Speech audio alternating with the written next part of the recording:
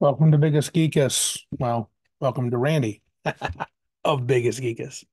I am giving you a little review today.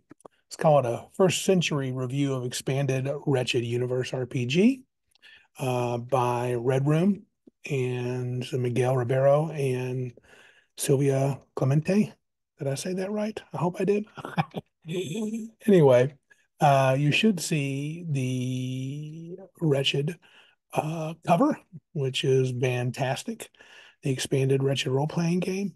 It is a broad reaching, expansive game that seems to try to be a lot, sort of a multi genre game, but of definitely an old school flair. I do absolutely love the art. Here is a look at the credits. Miguel Ribeiro said that, Sylvia Clemente. Hey, I got it right. And then a lot of other people that I'm sure do a fantastic job. Table of contents. I'm going to try to work my way through today, at least through species and race, and hit the highlights of that. But let's start with the art is very good. I know there's some AI art in here. I don't really care about that either way. I think it looks fantastic.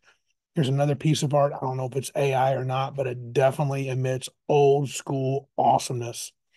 I am particularly fond of some of the character drop-ins portraits, like this Western guy right here. Looks just fantastic. But I am quite the fan of the art. I do like it. There is a great disclaimer at the beginning. It says it's not really for certain genres. But then he goes on, Miguel does, to sort of show you how you can do even high adventure and high fantasy. So I'm not sure what he means. That wasn't his intention. Claims to be for anti-heroes. It's not really my bag, but I'm really intrigued. Miguel has a very easy to read writing style. He very conversational at times. He said that the RPG pundit described the Wretched Verse role-playing game as spaghetti punk. It has influences from post-apocalyptic 80s, Conan, and spaghetti westerns, and I would not disagree. One of my main complaints with the art, too much nakedness, is not for me. A lot of boobage. So gotta kind of skip over that stuff. I think the book is beautiful, easy to read. I never thought I would say this, but I think I'm gonna have to get me a hard copy. It's just really too nice. Uh, their goal is to make entertaining games. And I think from my initial read through, they are accomplishing that. I don't even know if this is a game as much as it is like a way to run all manner of games in different universes. It is a game, it's got a core system, but they give you so many options. In some ways, it's overwhelming, but it's so tightly packed, so just nicely packaged in each little section that you could pull it out. I mean, I think even Miguel mentions you could manage to, um, just take bits and pieces, which is what I'm probably going to do. Um, they made some changes from the old rules. This is an expanded one. They had to change some words, I'm assuming because of WotC's stupidity.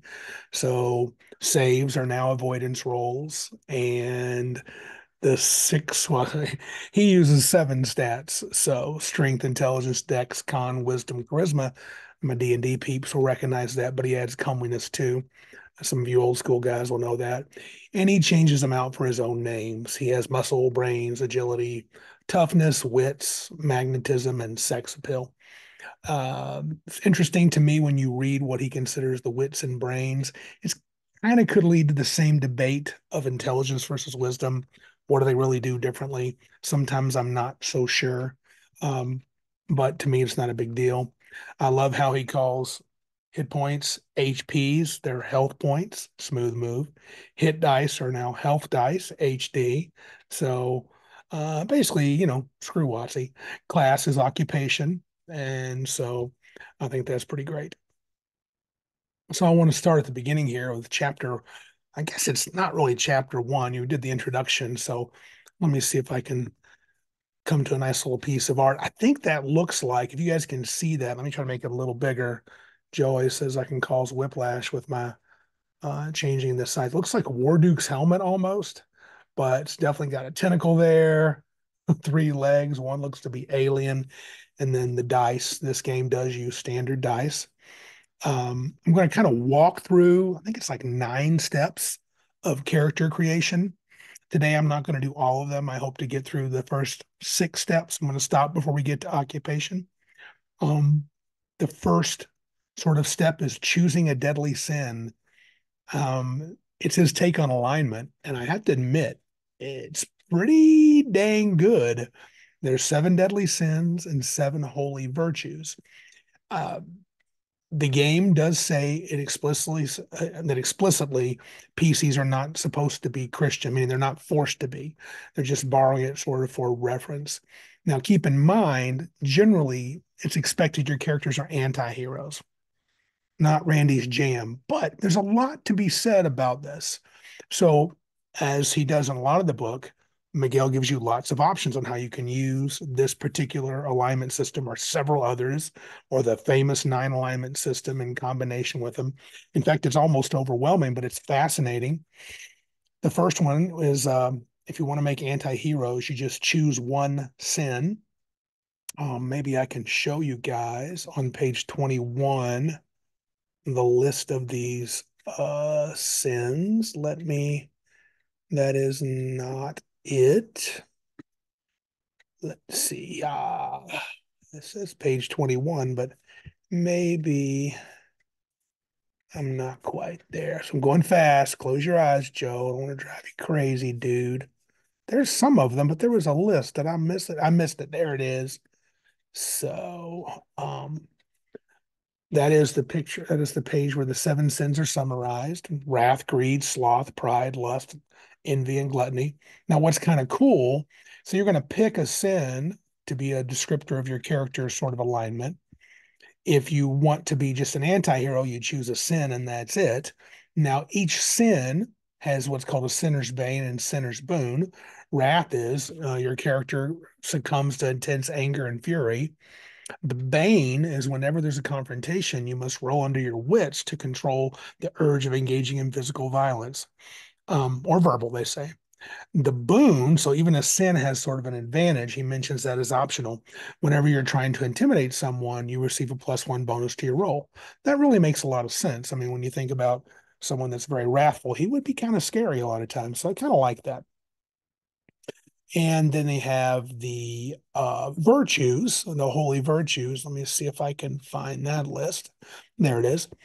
Temperance, diligence, patience, kindness, humility, charity, chastity.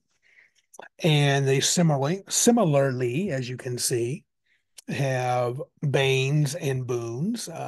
Virtue's bane is in situations demanding prompt action or decision making. You must roll under your wits to override your penchant for contemplation and moderation. Um, the boon to that particular virtue is when resisting temptation or exercising self-control, you get a +1 to your roll. So he adds a lot of mechanical effects that make the alignment system even more, at least mathematically, crunchy, but not overbearing. Uh, Again, if you want to be an anti-hero, you choose one sin. If you want to be a traditional hero, you choose, classic hero, which will be my preference. You choose one virtue. He says if you want to be nuanced, you would choose one sin and one virtue. And if you're really feeling like, man, I missed those 9 alignments from OSR games, he also gives that option. So let's see where he mentions something to that effect. Again, close your eyes if I drive you crazy with the page turning. He talks about putting that together. Where does he do that? Maybe I missed it earlier, but somewhere about being lawful good and marrying it along with a bane and a sin, or a virtue and a sin. Is really pretty impressive what he does. Again, looks some very nice art there. Um, again, pretty pleased. Then he goes on for several pages. In fact, there's at least 3 different distinct options besides the ones related to sins and virtues. They come from some of the expanded settings, which they have a lot of those. Wretched Epoch uses the worldview approach. Now, this one, I'm not sure. I think I would like to use this possibly in a game. I'm not sure. It's pretty broad. No, it can be challenging to use. It says it ranges from, so you have two axes, right? You have the rational view. So wretched epoch. Let me find the pages here. Here we are. The setting is optionally defined as a worldview. The spectrum is from rationalist to mystic. This reflects an ideological battle between scientific establishment and the underground world of esotericism. That's from his reading directly from the book. It can apply to a lot of different settings. Like, notice you can have professors like this guy looks like a professor or a doctor, and then it goes through and gives you lots of other combinations. But what I find strange is, so you have the rationalist on one side, you have the mysticist, hard to say, on the other side. That's one axis. Then your other axis, of course, I'm thinking XY because I'm a math guy, is pragmatist versus spiritualist. I didn't really look at it deeply. I was like, it's a little funky's not the word. Maybe it's, I don't want to call it highbrow. Maybe it's just too much at 11:30 at night for me to think too much about. But I can tell you it's interesting. And if I turn to well, let's see, this page here is interesting. Now let's go to one more that's not so you would pick either a rationalist or a mysticist on one axis, and then you would pick a pragmatist or a spiritualist. So you could have, for example, like right here, a rationalist spiritualist. It's a mouthful. These characters are philosophers, metaphysical scientists, or progressive religious thinkers. They believe that reason and spirituality are not mutually exclusive, and the scientific exploration of the world can lead to deeper spiritual understanding. This is the core concept of this idea. And you get a boon and a bane based upon that. I won't go into that detail, but in fact, you get that, and that's kind of cool. Then they have another alignment option. It's called the interwar worldview. This is from Wretched Interbellum. I think it's in between World One and World War Two, World War One and World War Two. And you have two axes again: transcendent to disillusioned and indulgent to restraint. Um, I'm not, again, I haven't spent a whole lot of time reading every little bit of it, but here's an example where if you are indulgent, you revel in the variety of delights of food, drink, drugs, sex, marital pleasures, hedonist to the core, and they get a boon and a bane. The boons and the banes are what's interesting. So when you pick an alignment, you actually get something that affects your mechanical play of your character in all these versions. And I think all the different settings kind of feed off the core idea of the sins and the virtues, and then they vary it up. So even though you're not technically using sins and virtues in some of those alignment systems, the payoff is the same, which I think is pretty slick. Um, I would probably, if it were up to me, if I were going to do the interwar worldview where you have the transcendent and disillusioned, it definitely struck me as kind of perfect for a Victorian era game, like my Rippers campaign in Savage Worlds. So again, I could see myself pulling that up. Maybe even the rationalist mysticist one from the previous one would be good too. But I think it's pretty solid. I mean, this book is just, from the first 100 pages that I've read, it's just chock full of stuff you could just pull right out and use in your game. Then the last one that I kind of took a look at was The Path of the Tainted and the Virtuous. Very Vampire the Masquerade feel from this one. This is where you have you either take a righteous path or a tainted path.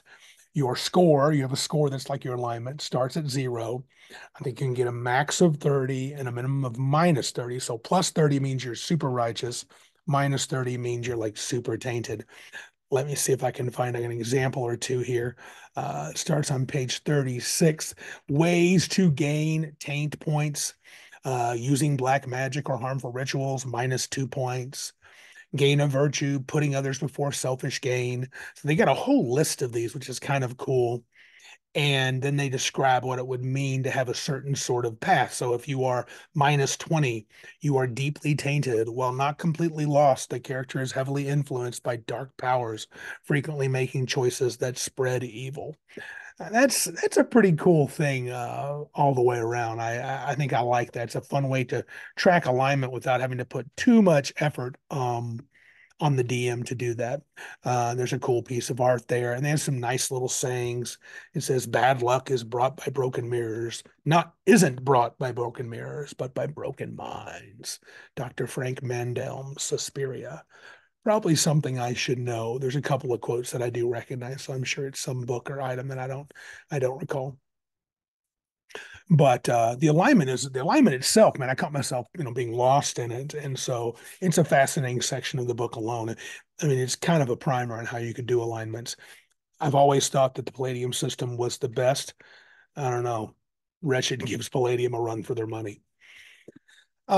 Step two, that's all step one. That's just so you kind of start with alignment, which this game being about anti-heroes and edgy people, alignment's got to have kind of a physical thing to make it make any sense. So, fair enough.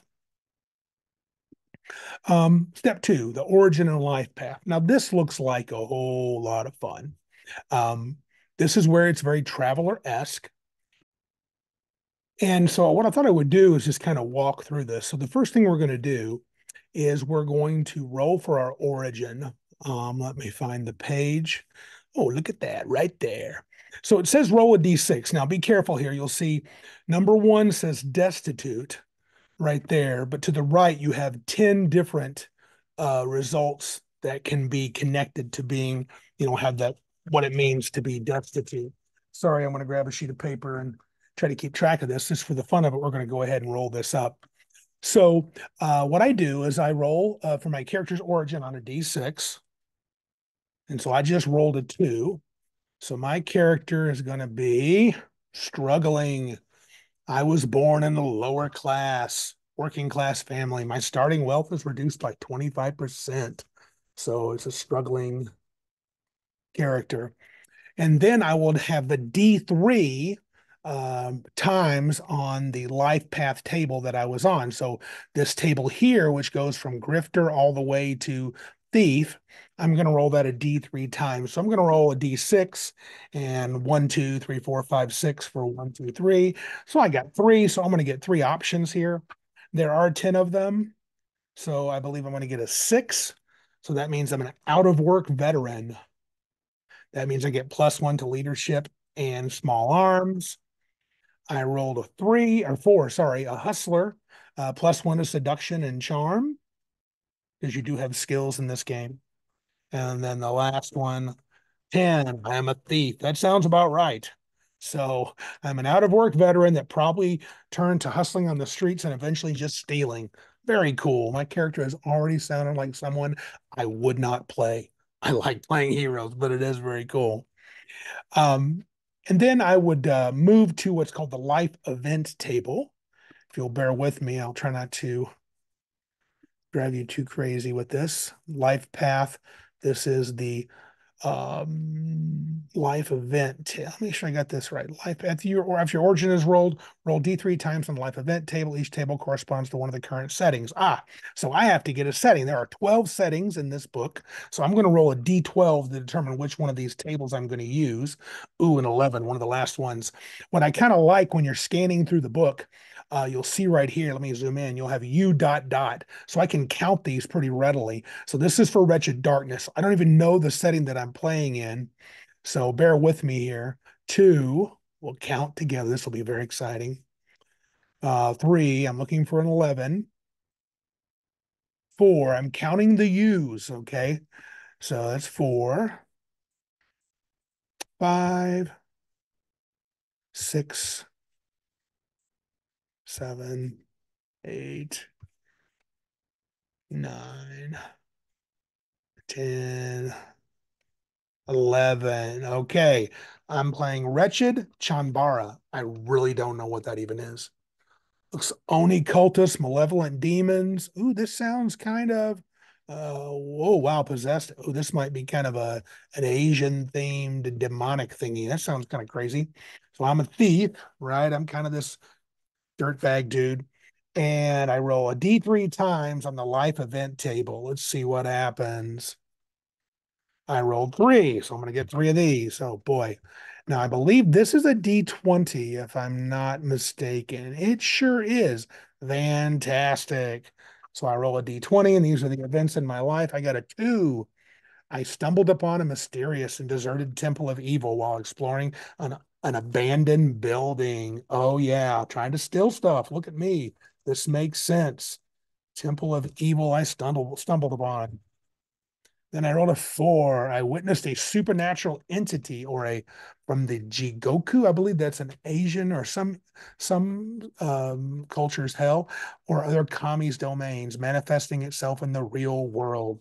So I saw the supernatural event. Likely I'm a believer. And then the last one in like supernatural things. And then let's see here, 15. Oh, and there was a portal. I stumbled upon a portal to the Kami sphere. Kami, Kami, not the Kami we all know and find annoying.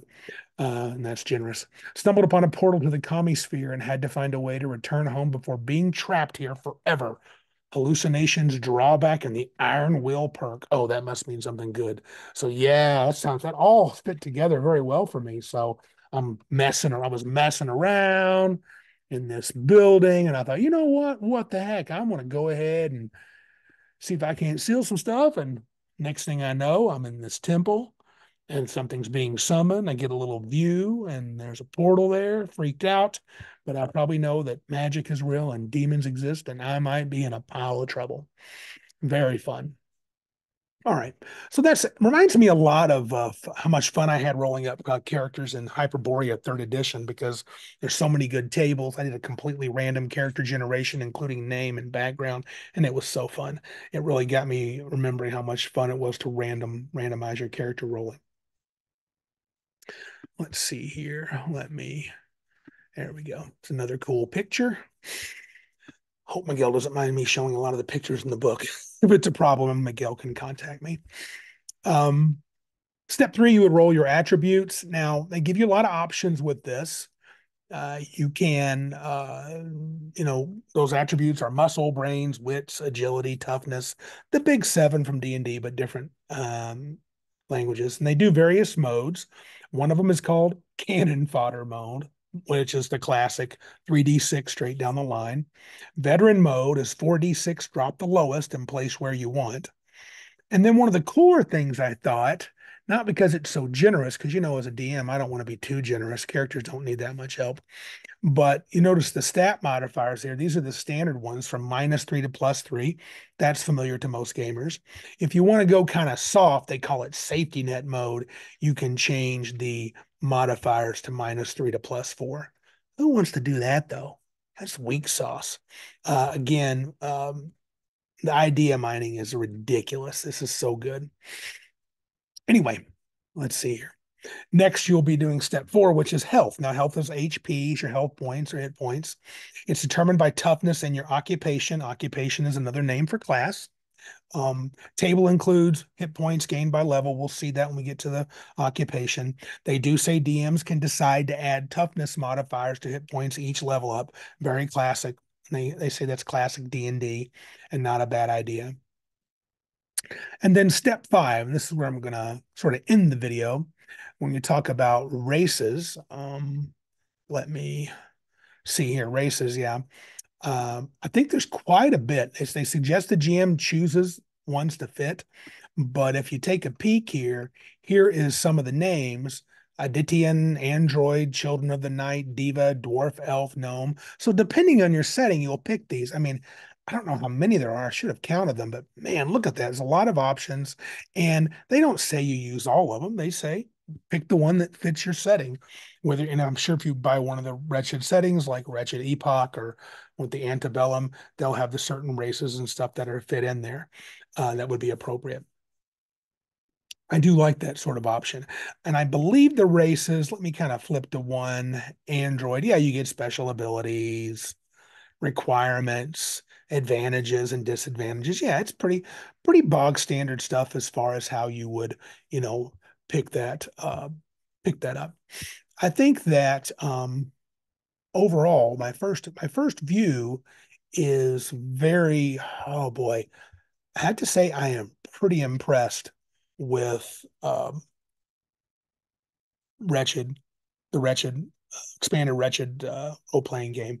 I bought a few small things from Miguel and Sylvia, and I thought, oh, it's nice, but this really impresses me. I think this RPG looks to have a lot going for it, and if nothing else, I got to get me a hard copy just so I can, read it like an old man instead of trying to, be a fancy schmancy young dude and do all this PDF crap. But anyway, the you may have heard my wife and they're hollering, probably saying, Randy, you're so good looking. Please come back here. That wouldn't be shocking. But anyway, I will give this first 100 pages, the first century, as it were, review. That's what I'm calling it because I'm a goofball. This is an A plus. I mean, this is a way you make role playing games.